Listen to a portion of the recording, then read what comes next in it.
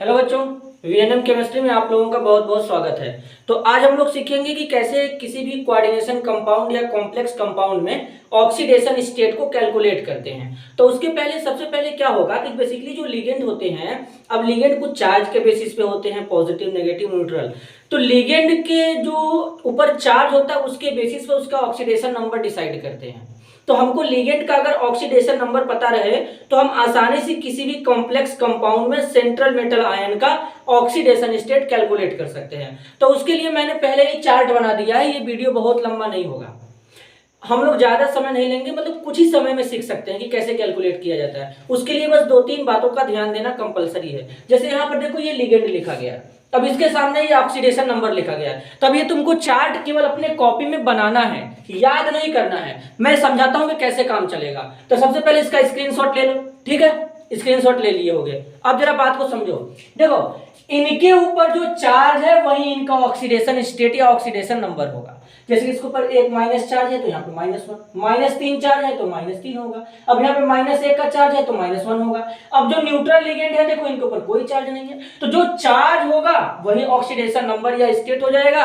और बेसिकली जो न्यूट्रल होते हैं जिनके ऊपर कोई चार्ज नहीं होगा उनका हम लोग 0 मान लेंगे। जैसे वाटर है, देखो अमोनिया है, फॉस्फिन है, कार्बन मोनोऑक्साइड है, इनके ऊपर कोई चार्ज नहीं, इनका ऑक्सीडेशन स्टेट क्या हो जाएगा, 0 हो जाएगा।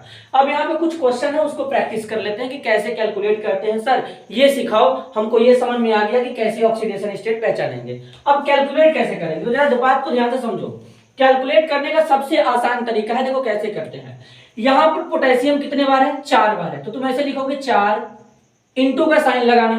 पोटेशियम का कितना होता है सर, +1 होता है, मेटल है तो +1 होगा, यहाँ पे एल्कली मेटल है। आयरन है, अब प्लस का साइन लगाओ, आयरन है जिसका निकालना होता है उसके बराबर x मान लेते हैं। हमेशा सेंट्रल मेटल आयन का कैलकुलेट करते हैं तो इसके नीचे मैं अंडरलाइन कर देता हूं यहाँ पे इस तरीके से, ठीक है। अब देखो यहाँ पर आयरन प्लस लगा लिए, अब आयरन का x लिखो। Cn कितने बार है, 6 बार है, इंटू Cn का कितना होता है, देखो -1 है यहाँ पे Cn का, तो यहाँ पे क्या लिखोगे, -1। अब ओवरऑल पूरे कंपाउंड पे कोई चार्ज नहीं है तो इज इक्वल टू में 0 लिखो, और जब सॉल्व करोगे तो x इक्वल टू क्या आ जाएगा, +2 आ जाएगा। तो इसी वे में यहाँ पर ऑक्सीडेशन स्टेट कैलकुलेट किया जाएगा, ठीक है। जैसे NiCO4 है तो इसमें निकिल का कैलकुलेट करना है, निकिल का x मान लो। कार्बन मोनोऑक्साइड कितने बार है, 4 बार है, इंटू CO का कितना होता है, न्यूट्रल है तो यहाँ पे 0 लिख दो, तो यहाँ पे 0 हो जाएगा। अब is equal to overall compound neutral है, इसके ऊपर कोई चार्ज नहीं है तो इसके इज इक्वल टू में भी 0 आ जाएगा, तो x इज इक्वल टू क्या हो जाएगा, 0 हो जाएगा। तो इस तरीके से ऑक्सीडेशन स्टेट कैलकुलेट करेंगे। जैसे यहाँ पर एक कंपाउंड है, इसको बोलते हैं सोडियम नाइट्रोक्लोराइड। अब सोडियम नाइट्रोक्लोराइड में आयरन का ऑक्सीडेशन स्टेट कैलकुलेट करने के लिए कई बार पूछा है, एग्जाम में इससे क्वेश्चन भी आता है। तो कैसे लगाएंगे जरा बात को समझो। देखो सोडियम 2 बार है, 2 इंटू सोडियम का +1 होगा, एल्कली मेटल होते हैं उनका +1 होता है। आयरन का x मान लो, Cn कितने बार है, 5 बार, Cn का कितना होता है, -1। अब प्लस का साइन लगाओ। उसके बाद NO मैंने लिखा नहीं है, बेसिकली जो NO होता है इसके ऊपर प्लस चार्ज होता है तो यहाँ पे इसका +1 होगा, तो यहाँ पे तुम इसका क्या लिखोगे, +1। ओवरऑल कंपाउंड न्यूट्रल है, 0 हो जाएगा चार्ज। जब इसको सॉल्व करोगे तो x इज इक्वल टू आएगा +2।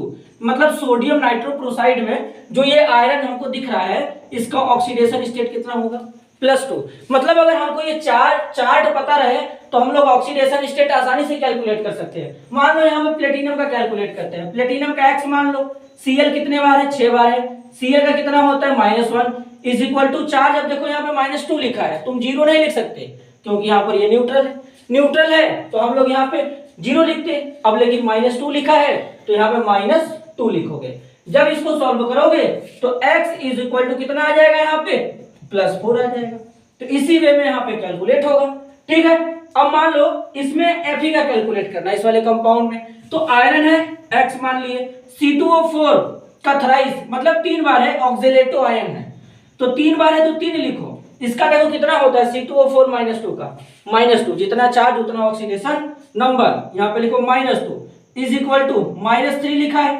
अब सॉल्व करोगे x इज इक्वल टू कितना आ जाएगा, यहाँ पे +3 आ जाएगा। इसका इस तरीके से यहाँ पे कैलकुलेट होगा। तो इस तरीके से ऑक्सीडेशन स्टेट कैलकुलेट करते हैं किसी भी कॉम्प्लेक्स कंपाउंड में। तो अगर ये वीडियो पसंद आया तो वीडियो को लाइक, चैनल को सब्सक्राइब करो।